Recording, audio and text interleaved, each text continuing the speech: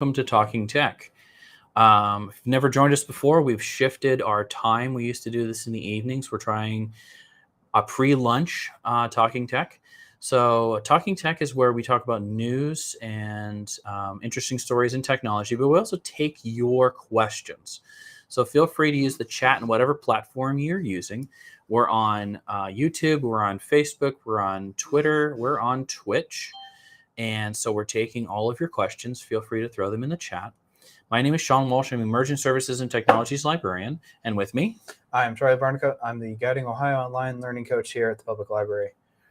So we have one response. Good morning, Morgan. Nice to see you. She's one of our regulars. So she made the transition from the nighttime to the afternoon or pre-afternoon as it's 11:30.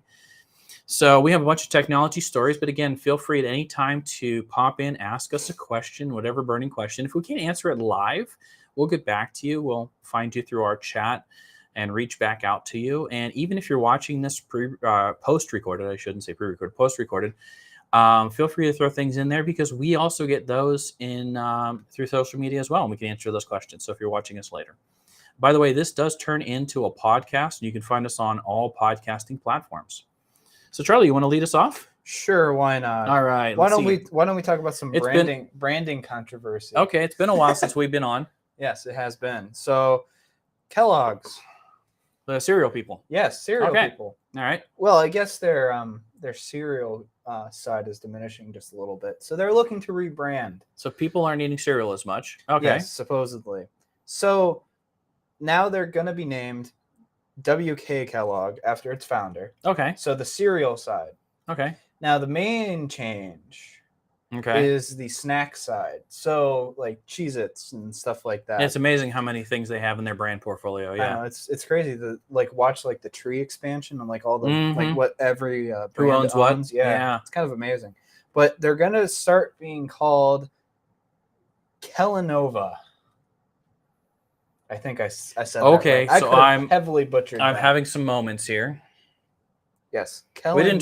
We didn't turn on Melanie's mic. We didn't even introduce Melanie. Hi, Melanie. No, we did not. No mic. It's been removed. Oh yeah, I got to put a mic back in. We've been doing a lot of stuff over the summer with kids and videos. So Melanie doesn't have. She has to yell.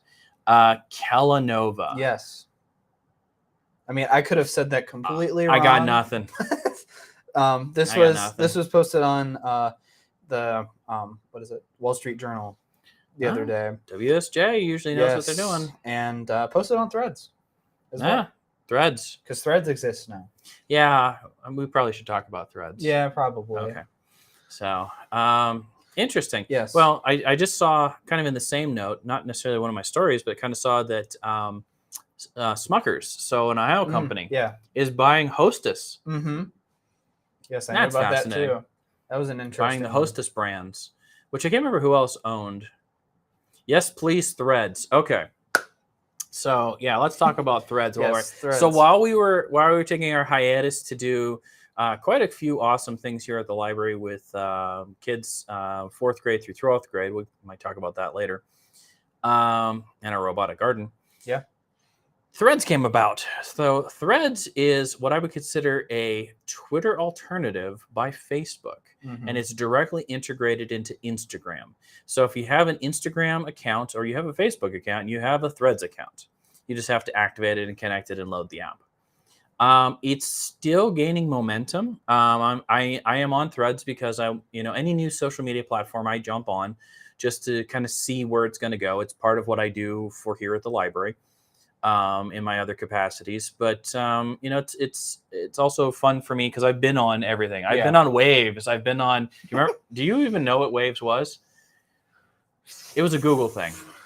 It didn't last long. Well, I know about Google Plus being a thing for a while. Google Plus. I was on Google Plus. I was on Waves. So Waves was a precursor to Google Plus. Waves was like a competitor to Reddit and chat at the same time. Oh. But some of our viewers, I was on IRC back in the day, and still am actually. Because someone asked me about IRC recently. I'm like, yeah, I still have my ID and I still use it. Yeah. So Threads, I'm waiting to see the killer reason. Mm-hmm. And I think a lot of people got a little disturbed when Twitter turned into, hey, someone else on IRC. Thank you. Awesome. I'm excited. So the thing, like Twitter turned to X. I'm still having trouble calling it X. So I'm gonna keep calling it Twitter. Everyone's still calling it Twitter anyway. No one's changed like some of the verbiage either. So you're on X, but you're still tweeting. Yeah. Which is really convoluted. But I mean, it seems like weird you say you're Xing. Yeah. Because it makes me think of like country music. All my exes live in Texas or something like that. Yeah, that's one way. That's one way. It's a good song. Yeah. It's a good song. I'm not even a country music fan. I like that song though. So yeah, I'm watching this one kind of develop and see how the world goes. But it's fascinating to watch these different platforms launch. And I don't know if you've noticed in your kind of experience in the world. I don't know if Charlie or Melanie wants to jump in on this. You know, different social media platforms have a generation they're attached to. Yeah. And some buy in from the previous generation, some buy in from the post generation. But like there are definite, for them, for a lot of people, social media is email. And then for people, it's Facebook, Instagram, Twitter, and then Snapchat and some things like that. WhatsApp. I don't really use WhatsApp. That's one of the few that I got on. That's another like Facebook part of Facebook. Yeah, what was an entity that Facebook bought. Yeah, so they brought in. Big in Europe and Asia. Mm-hmm. So there's a couple other ones that are huge overseas that we don't really use here.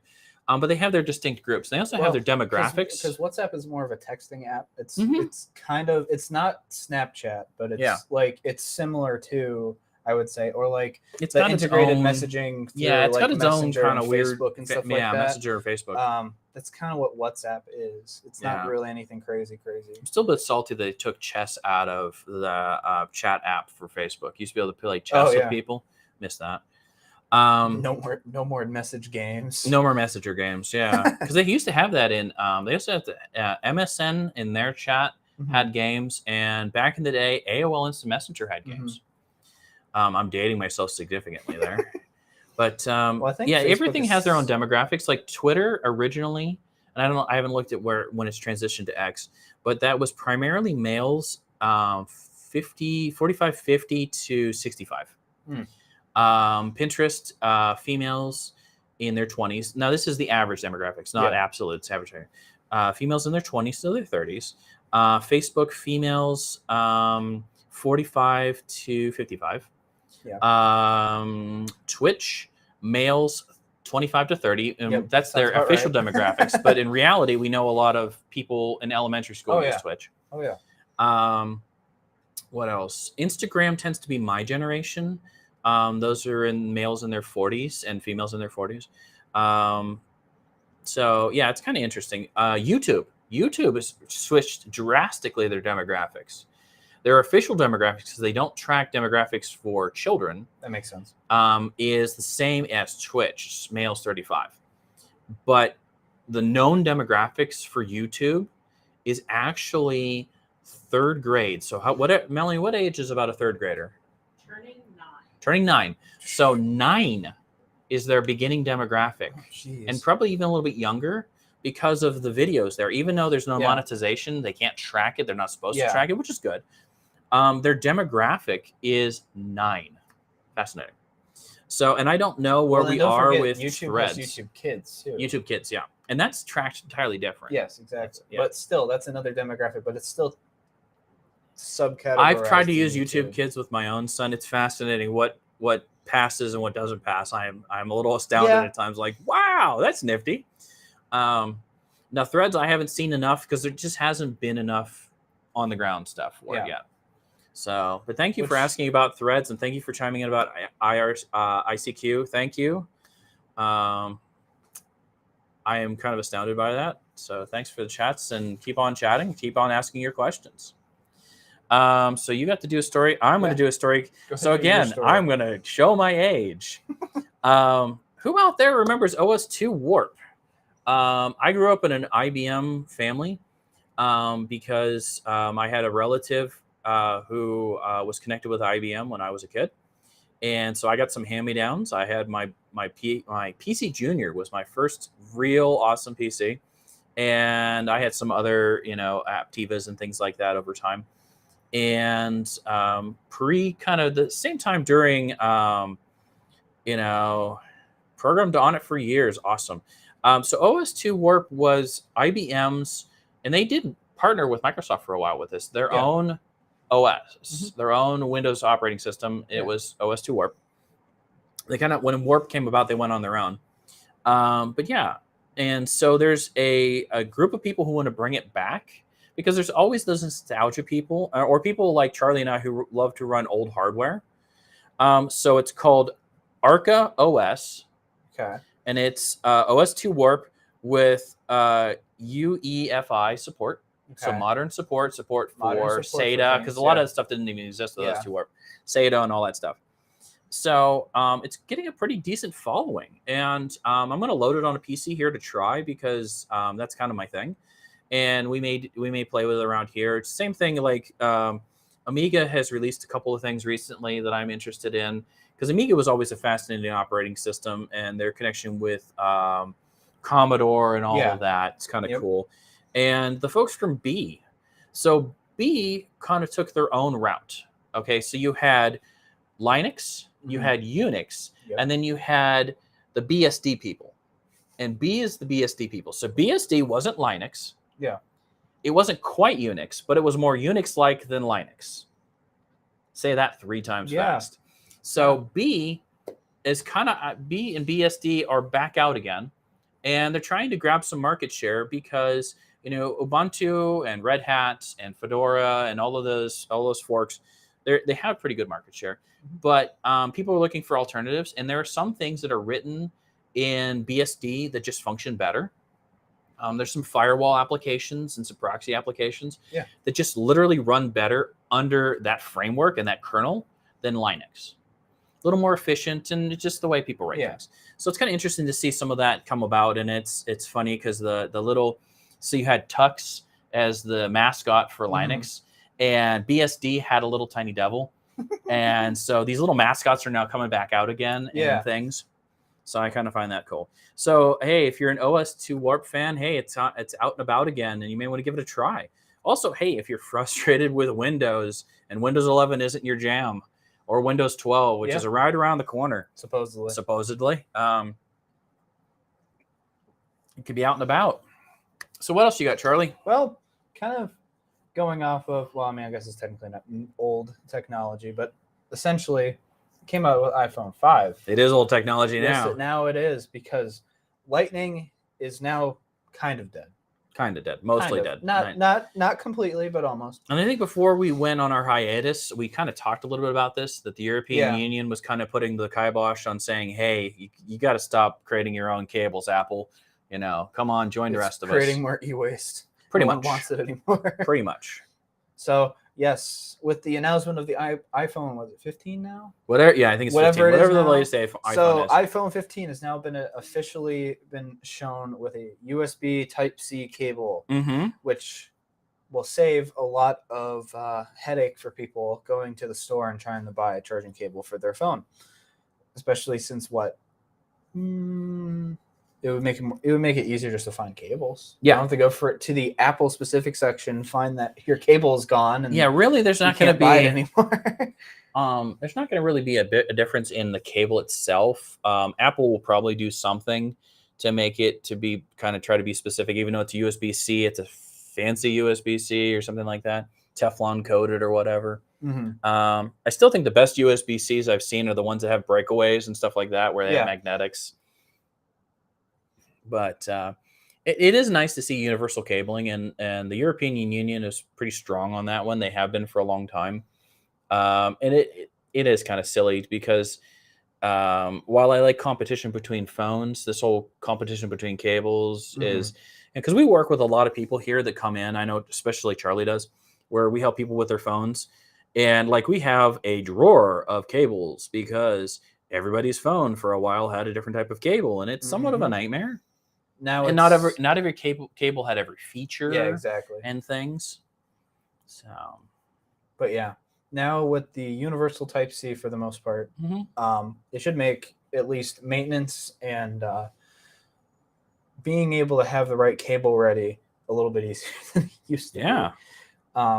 Now they are saying like it's not going to be 3.0, it's going to be 2.0 Type-C is what they're saying it's going to be. So they're gonna release a slow one. Yep. Yeah. But they're boasting that it's supposed to has better battery life and it has faster charging. Supposedly. Alrighty. So we'll see how that goes. So, but yes, they're getting at least they didn't come out with a new weird standardized plug like the 30 pin from years ago. yeah, some of those On the USB old iPods and iPads. yeah, and some of those. Well, they even Samsung had some weird USBs for a little while, with like extra power and yeah, no. Mm-hmm. So. Yeah, so we don't have to worry about that anymore. And in all honesty, I mean, with induction charging and stuff, you don't really need it for charging. It's more for sync, with your car if you're not using Bluetooth or if it works better over a cable. Yeah, so you don't lose connection and stuff like that. Yeah. Yeah, that makes sense. Yeah, interesting. All right. So here's another classic PC one for us. Okay. So there is a community group that's launched a website called Windows Update Restored. Okay. So as Microsoft stops supporting different operating systems, they turn off the updating features. And so if you have to run an older version of an operating system for one reason or another, or you choose to, you can't do updates. It's kind of a pain. Well, there's Windows Update Restored provides, and this is their wording, provides updates for classic Windows versions. Currently, the site is hosting 95, 98, and SE and NT 4.0 updates. Very nice. Now, you think, why on earth would you be running this? Well, to be honest with you, until recently, the entire U.S. Navy had a specific contract with Microsoft to run Windows XP on all Navy vessels. Submarines, nuclear carriers, the whole 9 yards. Because, when you're doing something like whether you're the U.S. Navy and NASA or any of those entities, you have to know the operating system, the hardware, inside and out, so that in a crisis situation, you knew everything. Yeah. Okay. And so, that's why they adopt older operating systems and keep them running. But yeah, up until recently, they had a contract with Microsoft to provide support directly for XP. And I think for a while there, NASA had a contract with Intel. I think it was Intel to provide support for the Pentium processor for some of their mechanics. Hey, I mean, Pentium still exists. Oh yeah, absolutely. We're talking Pentium. We're not talking Pentium 2, 3. Yeah, we're not Pentium. talking about the new. We're using 1990s technology. Yeah. Yeah. All right. So what else do you got? So another Apple thing, but this one only pertains to France, supposedly. Well, it's more France regulations than anything. Yeah. But there is a new iPhone 12 software update in France that addresses radiation concerns. So the French regulators were doing tests on an iPhone 12, found that it was giving out just a tiny bit more than what they wanted regulated. So they have banned all sales of the iPhone 12 as of the release date of the iPhone 15, or the announcement date of the iPhone 15, which was just recently. Okay. Well, I mean, you've got an antenna, multiple antennas, because you've got a Wi-Fi antenna, you've got a LTE antenna, you've got a Bluetooth antenna, all in this phone. That all releases radiation. Now, I'm not going to get into the debate about radiation and health and stuff like that, because I am not a medical expert, and I'm not going to go either way on that debate. Neither am I. But yes, it releases radiation. And the interesting thing is, I find it interesting. It's like the plastic legislation in California, where certain plastics are deemed very dangerous in California, but not in any other state. And too much radiation in France, but it's okay in the United Kingdom, it's okay in Canada, it's okay in Brazil, it's okay in the US. I don't know. I find these sometimes fascinating.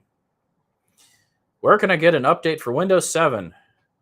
We're waiting on that one. I'm hoping that hopefully the same place that's doing the basically the I'm hoping Windows Update Restored will turn on some stuff for 7. The other thing is, in all honesty, where you're at with 7 right now is you have to do them manually.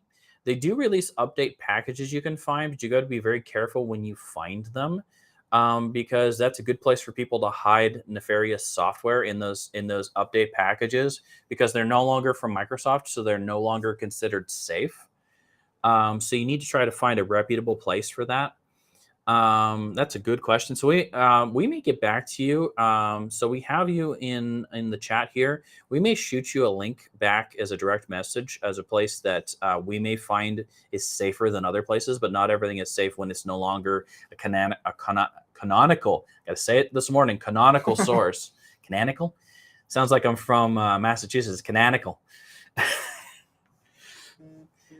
Our studio engineer right now is just shaking her head because she spends a lot of time in Massachusetts and does not like my accent.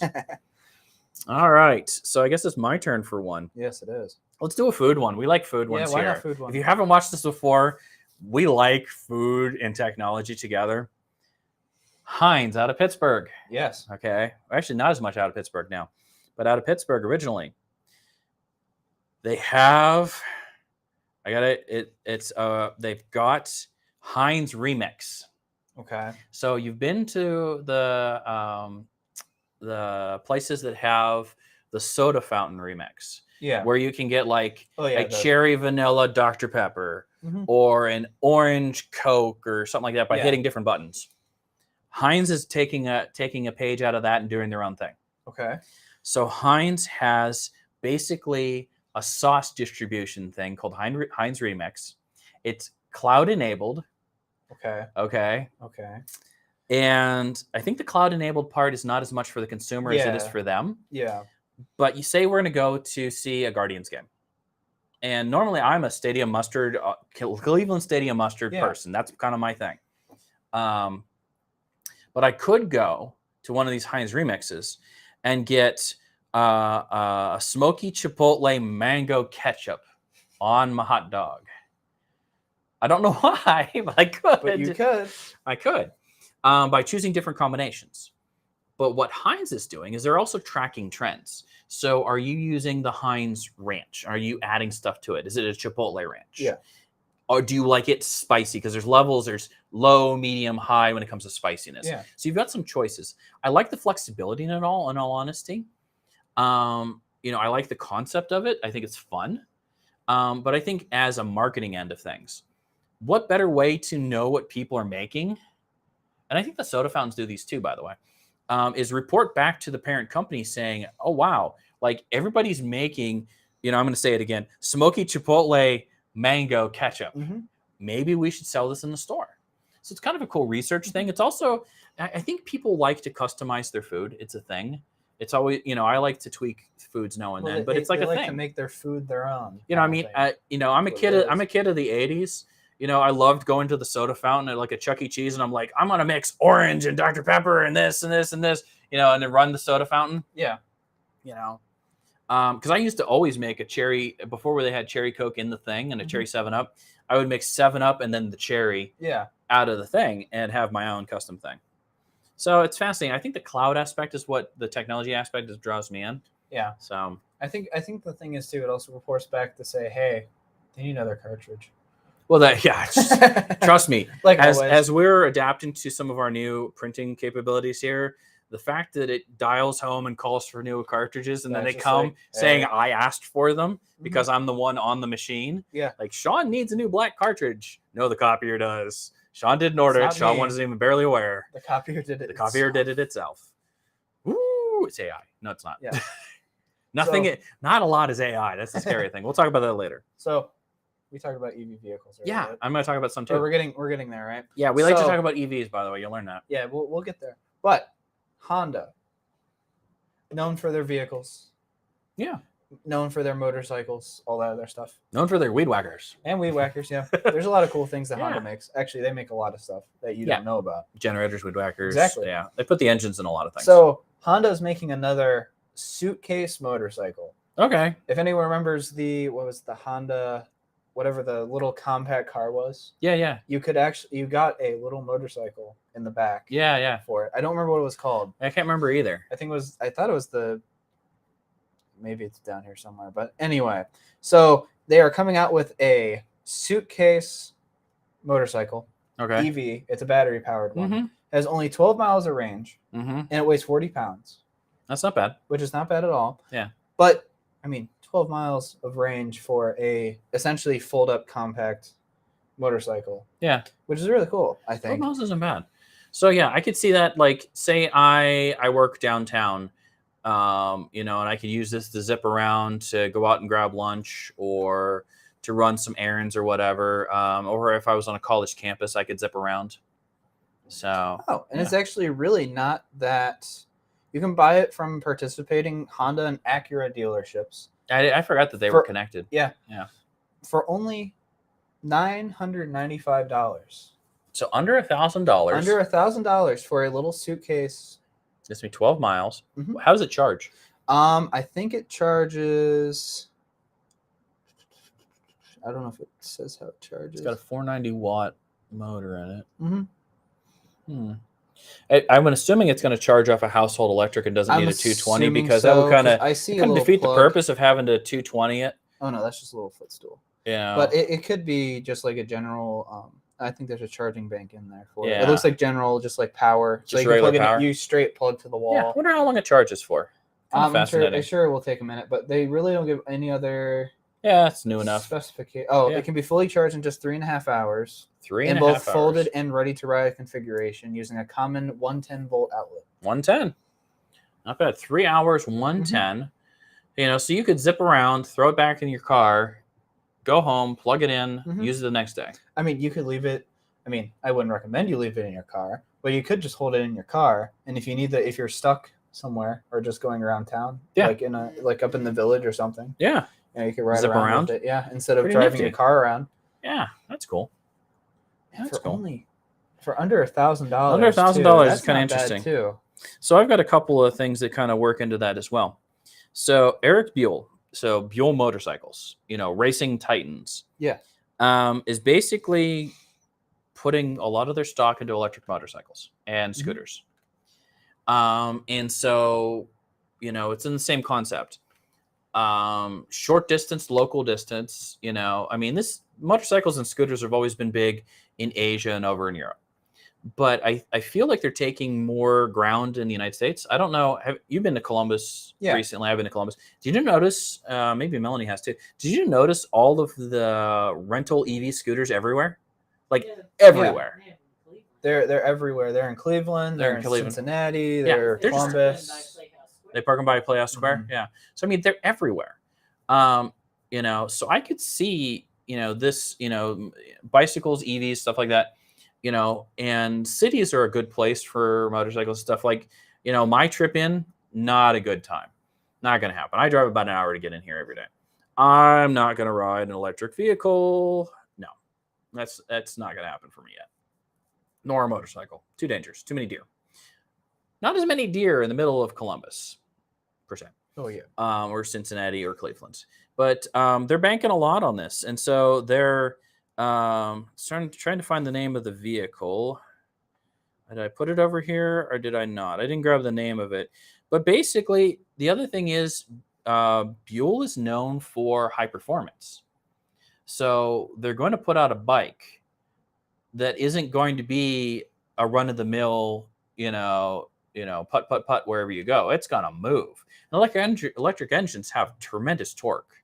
That's the one thing. Because I don't know. Yeah. Do you follow motocross or anything like that at all? Not as much. I've noticed that the younger divisions in motocross, so the kids motocross, it's almost all electric vehicles now. Not gasoline. Yeah. Not two-cycle, not gasoline, electric. So you see these little kids just hauling with these high torque engines through mud, up hills, doing jumps. Just it's awesome.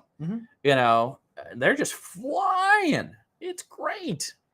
Kind of fun to watch. I've got one other story I want to throw in here, kind of in the same thing. So, direct lithium extraction, new mining technique. If you don't know, lithium mining is what, because we use lithium for batteries. Lithium and nickel mining is pretty detrimental to the area around it. It's pretty rough. Traditional lithium mining, this is what they do. And I didn't really know this for sure until I read it. So current method of extracting and processing are slow and resource intensive. Brine is pumped to the surface and into evaporation ponds. The evaporation from the sun refines the lithium. So basically, they're drying the lithium salt out of the salt. It could take months to years to get a large amount. That's why lithium sometimes is a hard commodity, because we're banking on lithium that we've already stored up to dry previously. I didn't realize this. So literally, it's like drying sea salt and anything like that. You're throwing it out and letting the sun do it. Yeah. It takes up vast amounts of land. It's not necessarily the best thing in the world for the environment. So direct lithium extraction is basically, we're going to pull the brine. We're going to run it through some filters. We're going to pull the lithium out. We're going to extract the lithium on this side. We're going to put the salt over this side. We're going to treat the salt, send everything back where it goes, and call it a day. So it's not like a brine well injection. They're not sending anything back into the ground. They're taking stuff out, and then they're basically purifying the brine and separating that out and using the regular salt for road salt is what I gathered from it. So they're making road salt. They're making lithium. They're making clean water. Is what they're getting from this. So I'm hoping this pulls off, because it then yields lithium in a lot higher quantities and more effective. And they just discovered a giant lithium deposit over by Salt Lake, because most of it comes from Salt Lake City. I didn't realize that. A big deposit that could put us head and shoulders above where everybody else is, like over China, over Russia. Okay. Yeah. Big time. So I'm pretty cool about that. Yeah. So what else you got? I was going to talk about... I should pause for a second. Anytime you want to ask any questions in the chat, I know we're going to get back to our friends that asked about a Windows 7 question for getting updates, but anytime, feel free to throw any questions into the chat. We'd love to hear from you. So I'm going to talk about the Unity game engine. All right. Ready for a roller coaster. Yes, this is a roller coaster of emotions for a lot of people. So Unity is a big game creation tool that a lot of game developers use as a general... It's the underpinning of many of the games that you play, whether it's on mobile or on console or on PC. Yes. It's kind of the underpinning for everything. So if no one has really gotten into this news lately, because it's been everywhere for the most part, Unity is going to start charging certain developers or all developers if they have made it under a certain download threshold and or a certain price threshold. And they're going to start charging those developers like cent-wise, quite a bit of money, and which is it, but it's also per install. Not per purchase, not per whatever, but per install. Yeah. So essentially what they're going to be doing is, if Unity recognizes that there's a startup or an install of a new install of a game, they're going to come after it and then charge the developer for it. A lot of small indie developers are complaining about this, as it could be detrimental for their funding, because they don't usually make a lot of money from what they do. Yeah. The funny thing is, as much as you spend on games, I don't know if our watchers do a lot of gaming on their devices or whatever, but it's very much, it's not that different than the record industry. So you're paying, X amount for a CD, X amount for a game or whatever, but that money is studio costs and other stuff. And eventually it trickles down to the person who created the content. And it's usually tiny amounts of money, millions in record sales, and the artist made 40 grand that year. It's the same story. And I mean, I don't want to criticize Unity for trying to make profits, because you need to make profits as an entity. Yeah. But I think how they've approached it so far is a little rough, kind of springing this on people, because it's kind of one of those things like, the base thing that makes your game. You can't just walk away from it. No. It's the base. It's what you build upon. And you can't just go, well, they changed the pricing of that, I'm going to switch to a different engine. You have to rebuild from scratch. Yeah. And so well-established properties, something like a Pokemon Go, which runs on Unity, a lot of install base, and the people from Niantic aren't going to be able to just go, oh, well, okay, we can't use Unity because we're getting charged too much. We're going to go to, I'm just going to say Quake. It wouldn't run on Quake, but just throw it out there. The Quake engine. Unreal engine. Unreal. Sorry, thanks. They used to be called the Quake engine. Yeah. Now it's called Unreal. Unreal. So the Unreal Engine, because it's not designed to do that. It's designed for something else entirely, but they can't just flop over and go, or they can't develop their own engine. Yeah. Because we've seen people develop their own engine. There's a reason why Unity is popular. Yes. So yeah, it's kind of interesting to see the underpinnings. They kind of have you over a barrel. So, but I saw that they backed off a little bit. Yeah. The Unity did come back and say that they're pulling back and they're going to start rethinking about other ways to do it. Hopefully more in the site, because they don't understand how much small company games make, or how much small companies actually do put in much time into Unity as they thought. So they're looking at rewriting and redoing what they're talking about. Yeah, I mean, as a small developer, I would look at it this way. I mean, Unity is my answer to not having to invent the wheel. Get a product out there, make some money, build my company. For the larger developers, the ones that have hundreds of thousands of apps and stuff like that, I think it's a different story for them. But like as an indie developer, and I only have one app out, and I'm hoping that my game is going to be the thing, or because you use Unity for things other than games too. Oh, yeah. There are other apps that live and breathe on Unity as well. So, yeah, because I could see big companies being able to pay for the small percentage that it charges for this kind of stuff, but for small developers, that's a big chunk of change that you're throwing at them to pay off. So feel free to ask questions in the thing. So I've got an Ohio story. I love doing Ohio stories, and it's an electric story again. Okay. So Talk about your electric story. If you've watched this a lot, I follow a lot of the developments in Ohio because I am pro industry in Ohio, and so I'm going to try to get the name of the company right. Joby Aviation. Try to say that 3 times fast. Has invested $500 million to build a new facility in Dayton, Ohio, over by the Dayton airport. Okay. To produce air taxis. So electric air taxis. Okay. But they are VTOL. So VTOL is the vertical takeoff. Oh, okay. So they look similar to, in some ways they look like a drone because they've got engines, but big seating area. Yeah. Sort of like a drone, but sort of not. They remind me of like the Marines Osprey, which has a VTOL aspect. So it has propellers, and those propellers are up this way when it wants to raise and land the aircraft. And then as it's kind of taking off, the propellers tip down and then it pulls it forward, and it looks like a traditional aircraft at that point. This looks similar to the Osprey, where the front propellers go up.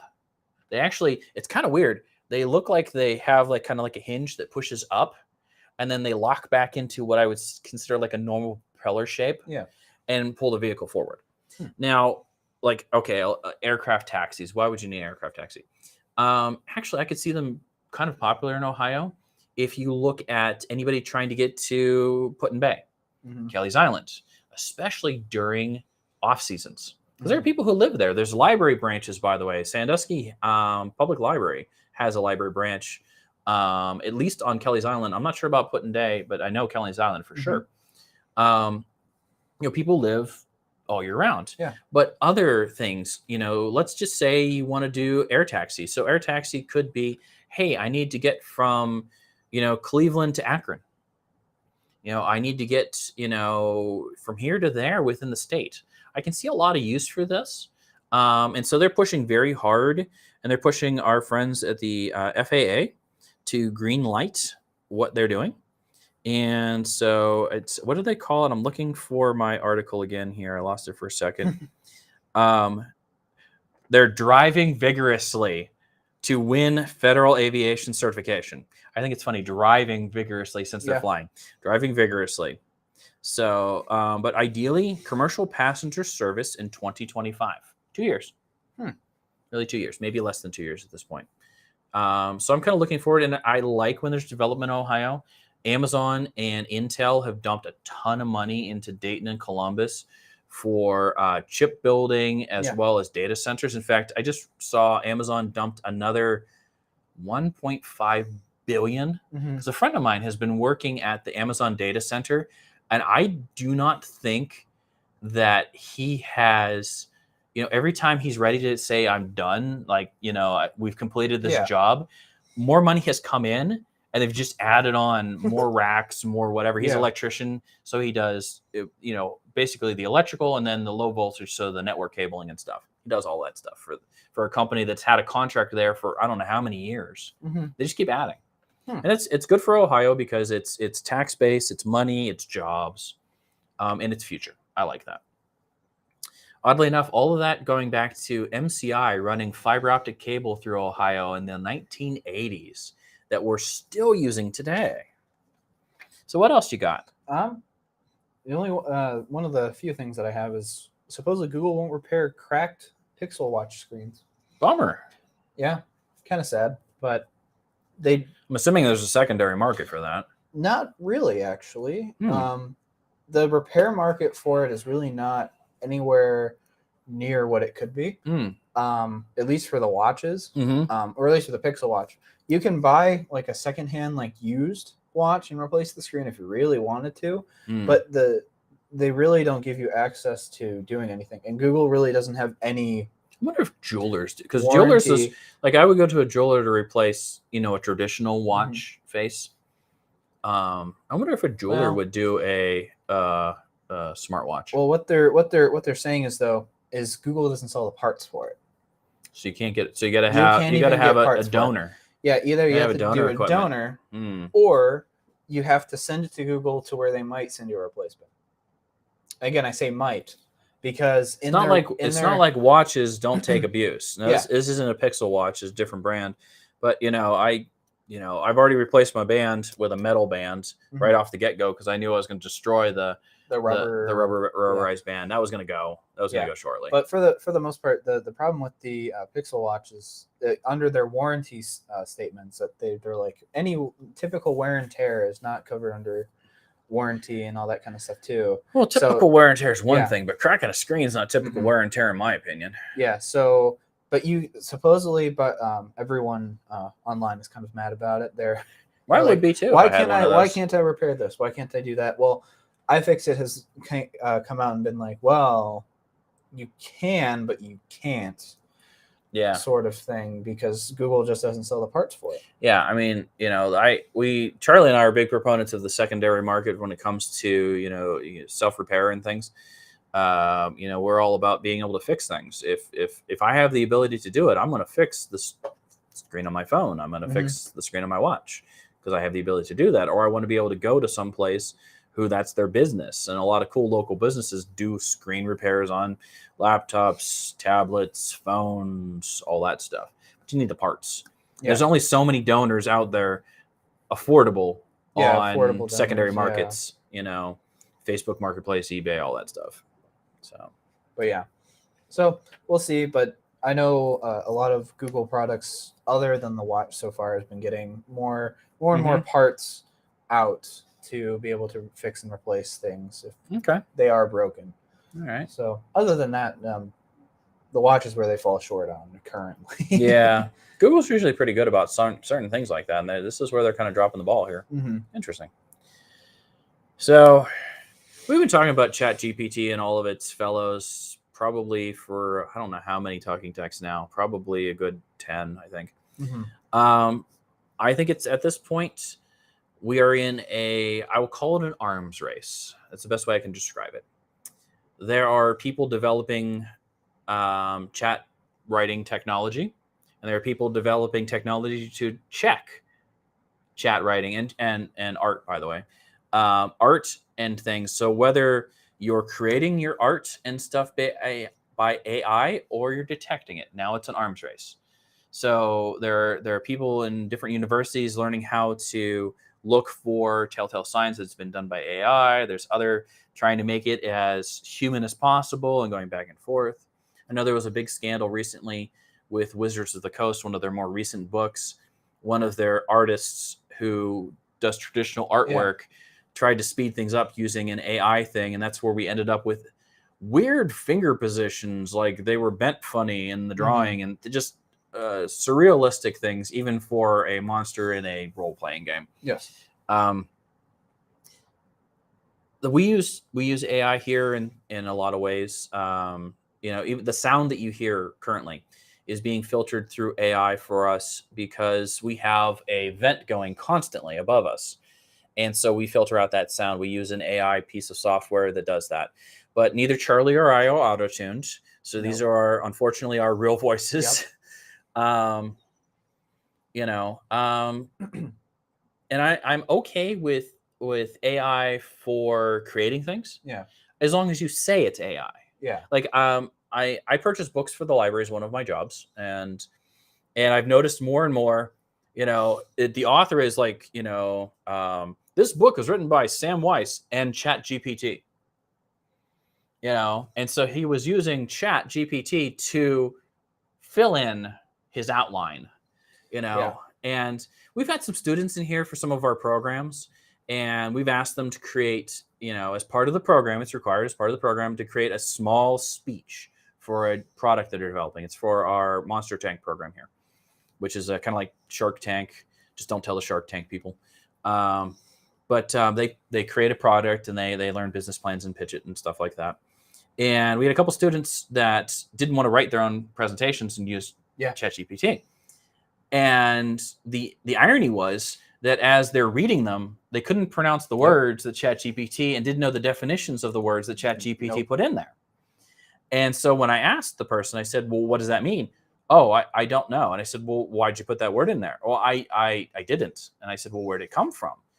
And then they showed me the thing that generated it. And I said, well, then this isn't your own work. Yeah. And I said, creating email subject lines, with a AI thing makes sense. Certain functions make perfect sense. But saying something is your own work and then having it done by AI is a different story, whether it's art or whatever, unless you're giving the credit. Like I've seen some amazing artwork done by AI, and I've also seen some pure nightmare fuel done by AI. And we're in a different world. Is it Skynet? No, we're not there yet. It's not self-aware or anything like that. If it was, it would find much better things to do than create chunks of text for role-playing games and or speeches for people pitching their products in our program. Yeah. But it is interesting to see this arms race of detecting, because I can't imagine what it's like to be a teacher or a professor where, you're sending out and you're expecting people to write their own thoughts and they're coming back with, and to me, something like a Grammarly isn't necessarily AI. It's to help me perfect what I'm writing. Mm-hmm. It's not any different than spell check or grammar check built into Word or Google Docs or whatever. Oh yeah. But there's a limit. It doesn't necessarily go in and change the tone, where AI will change the tone of what you're writing. You can say, some of them give you options like, I want to write this email subject line as excited or as sad or as angry or as, melancholy. Why you send melancholy emails, I do not know, but it's an option and the one thing that I use periodically. And I don't always use the subject line verbatim, by the way, because some of them are also nightmare fuel. But I may take bits and parts like, oh yeah, that's how I wanted to say it. The grammar's a little bit better with this. Or for me, especially dealing with social media, I have to be succinct. Yeah. So a subject line has to be succinct to try to get all the data in there. I want to say like, here's a million things I'm emailing. Oh yeah. But I need to get it in a subject line, or I need to get it in a tweet, not an X, a tweet. That's going to be a joke for us for a while now. But so the AI arms race is on. So what else you got? We've got a little bit more time for a couple more things. Okay. So let's see. We have. All right. Any chem nerds here? Hold on. Let's see. I'm thinking something. I think we got it. Nope. This one? Homo sapiens. Okay. Any chem nerds here? Well, I'm definitely a chem nerd. Not my major thing, but yeah, absolutely. So hey, welcome to the chat here, and we've talked about lithium. We talked about some other stuff, so I don't know if you caught that bit. What is it? Direct lithium extraction. We're fascinated by some of these things. So what do you got? I got metal bike tires. Well, let's talk about that. So Metallurgy. Yes. NASA's bizarre shape-shifting metals are now available to buy. So they are essentially supposed to be as strong as titanium. Actually, well, they're kind of made of titanium as well. Okay. But is a crowdfunding Kickstarter for a DIY, easy to install, 10 times the price of a good bicycle tire, though. So hold on. NASA's crowdfunding? It's not NASA per se. It is a company that took the NASA material. Okay, and so they're it's kind running of like with it. Velcro. Okay, they're in a running with way, it. and they're kind of running with it. But it's called was it Ninol or Nitinol? Nitinol, yeah. So let me jump on and ask. So it's not about lithium recycling. A new way to extract lithium from the ground that doesn't involve letting the salt cure via the sun. They're actually using a filtering extraction process, and so they're able to pull out the lithium, recycle the salt from the brine they're using to extract the lithium. So they're basically creating road salt, clean water, and lithium as this process versus letting giant pools of lithium just dry in the sun and then harvesting it over weeks or months, to answer the question in the chat on Twitch. Yeah, so it's a shape memory alloy made of nickel and titanium that can be trained with heat to remember its shape. And it's made by the Smart Tire Company, which are supposedly former Shark Tank contestants. Former Shark Tank that contestants. are hailing All right. from Akron. From Akron, Mm-hmm. the former. I don't think it's the former. It may still be the rubber capital of the world. I don't know. We have to look this up. It is. It isn't. It just really depends on where So, you're going with it. If you're from this area, especially I'm closer to Akron where I live and grew up, Akron is, it's Firestone and Goodyear. Yeah. So it's kind of cool. So smart metal from NASA being made into tires. See, as a guy who used to ride bikes all the time, or like in my case, I also do off-road like ATVs and UTVs. It'd be great not to puncture my tires. Making the tires of new rovers. Yep. Yep. Exactly. Yeah, but this is it's essentially just the tubes that have this alloy in it. You can buy replaceable rubber that wraps around the tire. Yeah. Well, I mean, the tube is the money part. You wear off your traction after a while. That's why I replace tires and whatever. But yeah, if I didn't have to worry about deflating because of a puncture or whatever, especially where I ride, ATV, UTVs, I'm in the middle of nowhere. I have to be towed out if there's a problem, and I don't want to be the dude getting towed out on the several 100-pound four-wheeler or several 100-pound side-by-side, I see. Though I always wanted to have, like 6 guys on dirt bikes pulling me, kind of like feeling like Santa Claus. Just trying to get out. Because it take that many. Yeah, see, the retreads only cost $10 per tire. Yeah. And they're rated for 8,000 miles. Okay. Which is crazy. But the tube is, again, what costs you the most. Yeah. And it's just retreading at every 8. But the thing is, if you can last the tube longer than the tires, that'd be awesome. Yeah. I mean, I could see, because this has got to be the alloy, because I think our chatter's kind of referring to it. I think this is the alloy that they made the Rover wheels out of. I'm sure they are. Yeah. That's sweet. That's really cool. Well, we have this, so that this could transfer the cards at some point. So it's just retreading. Yeah. After however many thousand miles it is. And then it's, just then what, there's airless tires now. Yeah, so, airless tires are a little weird. They're just rubber. Yeah. So I don't have any of them on. A little bit of flex because I haven't ridden a mountain bike in quite a while. Yeah.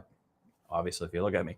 But I have ridden around on airless tires on like forklifts. A lot of times they come with airless tires, and some tractors do. But my experience with airless tires and forklifts, I can run over a whole bunch of nails, but it's the weirdest feeling tire because there's no give. Yeah. It's solid. It's a little weird. I'm sure. And they are a pain.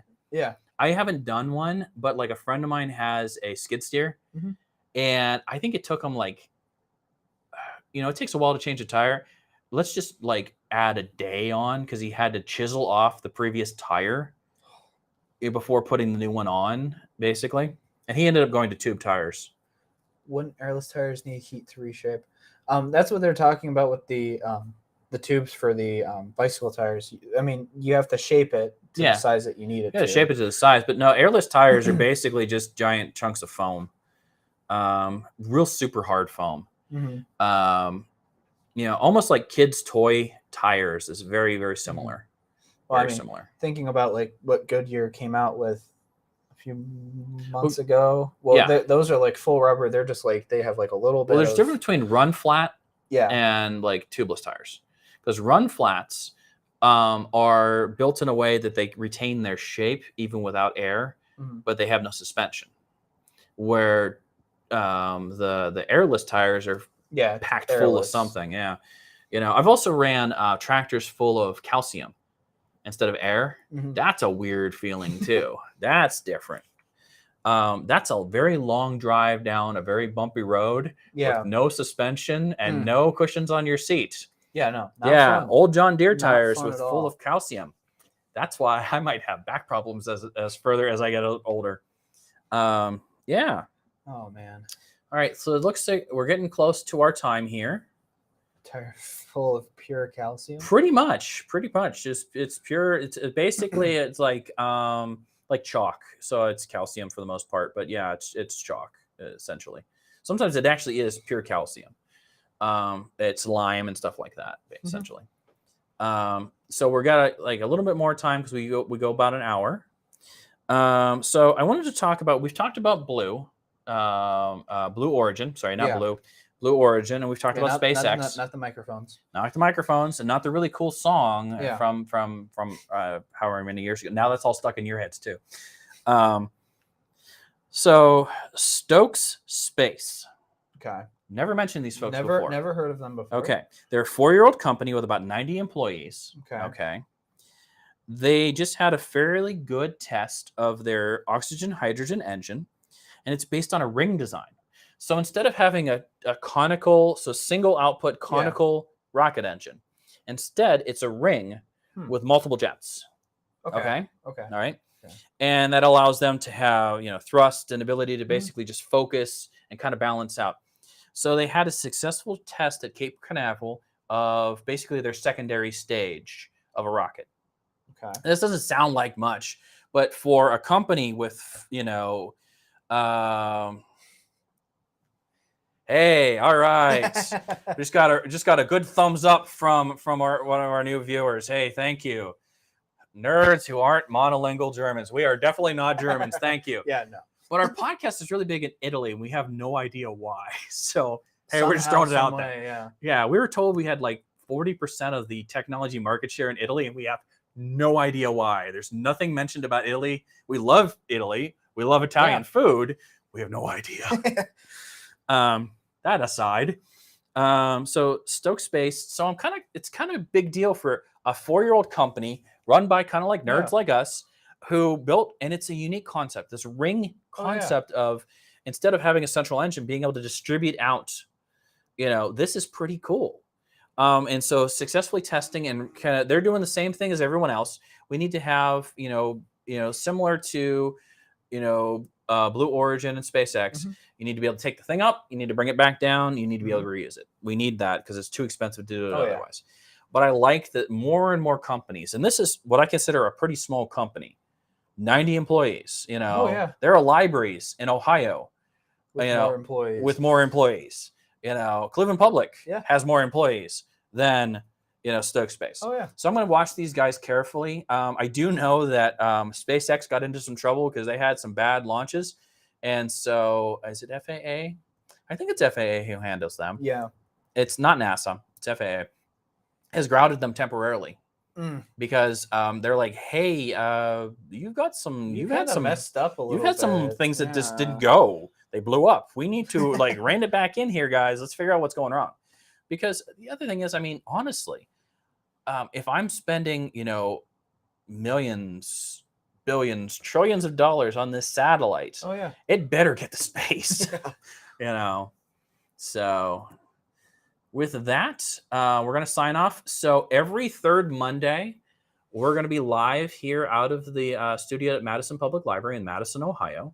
And Talking Tech is where we get to talk about the news stories we find interesting. We love to have you chat. So thank you to a lot of the new people who joined us. We used to be on at 7:30 at night Eastern Standard Time, and we decided to move it to 11:30. And we're going to stay at this time and see if we get some people.